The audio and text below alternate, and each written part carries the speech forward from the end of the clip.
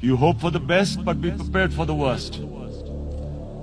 If a conventional war starts between the two countries, Mr. President, if a conventional war starts, and anything could happen, but supposing a country 7 times smaller than its neighbor is faced with the choice, either you surrender or you fight for your freedom till death, what will we do?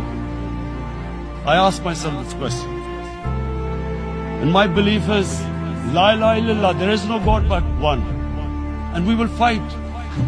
And when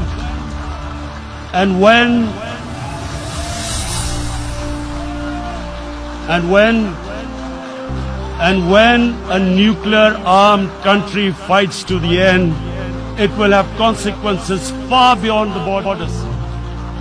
It will have consequences for the world, which is why I repeat I'm here. Because I'm warning you, it's not a threat.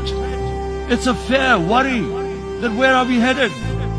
And I've come here to tell the UN, you've got to, this is a test for the United Nations. You are the one who guaranteed the people of Kashmir the right of self-determination. They are suffering because of that. And this is the time.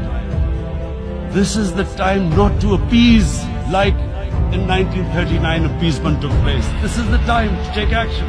And number one action must be that India must lift this inhuman curfew, which has lasted for 55 days.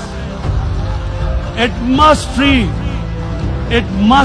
all political prisoners, and especially those 13,000 boys that have been picked up. Parents don't know where they've disappeared. And then the world community must give the people of Kashmir the right of self-determination. Thank you. En nombre